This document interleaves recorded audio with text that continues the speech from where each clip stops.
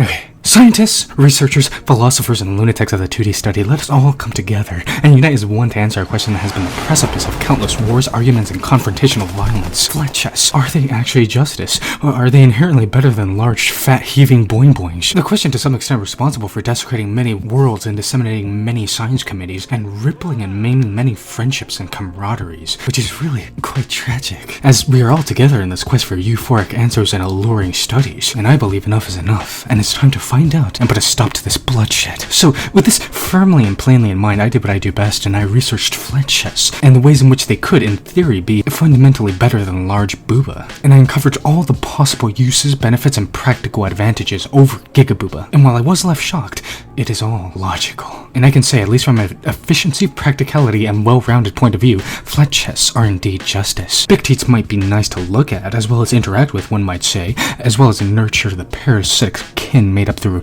lewd activities. That's as far as the practical benefits take them. In reality, if you look, perceive them for what they are essentially swollen, bothersome fat tumors, so to speak. So me personally, I am particularly a medium as premium advocate.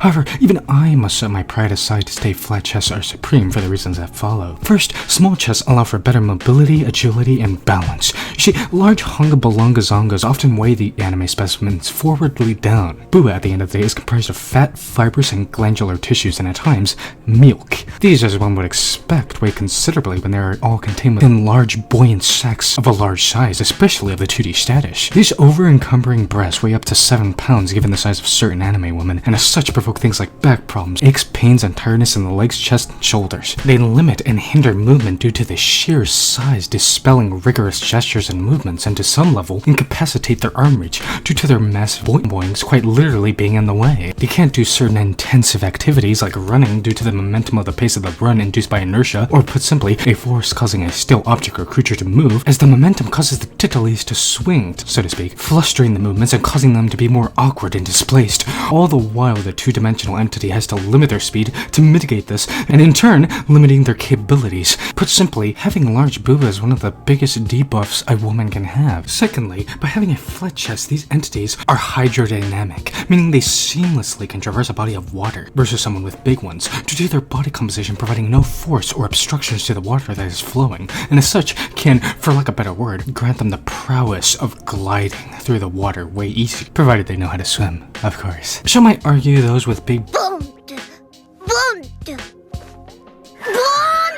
can float better due to the buoyancy provided by the massive memories, due to teats being composed mostly of fat, and fat in and of itself is quite floatable, as it is less dense than water, and having a higher fat content allows for better buoyancy. This sounds great, yet while large chests have buoyancy, flat chest women have both hydrodynamic properties and buoyancy. As they can float, they just have to do it manually. Now, there are some insiders, dare I say diminutives, that might argue the superiority of big breasts for the defense due to the cushiony pill-like nature of the big boobs suppressing blows, kicks, and dealing considerable amount of damage when used as an attack method, with explosive close-range precision. Despite this stated fact, they are more instilled with flaws, as the anime women in question can still take damage and they still feel pain from even mild damage, so in the end, the benefit nulls. Thirdly, the ability of versatility. There are plentiful amounts of rumors, speculatively possible uses for flat chests, ranging from surfing to ironing to utilizing the chest as a table, and each possibility is in fact plausible. The possible uses are endless, as really, theoretically, any feasible activity that requires a modest-sized flat surface can be done by a flat chest, if you could disregard things like morals and humanity and ethics. You could play a game of chess on a flat chest, you could use a flat chest as a desk, you could even eat off of a flat chest, and you can most definitely surf with a flat chest, thanks to their hydrodynamic properties. Could Big Booba do that? Absolutely not. However, in the wise words of an ancient text, both are extreme in their own right, both are sacred fruits, and both are beautiful.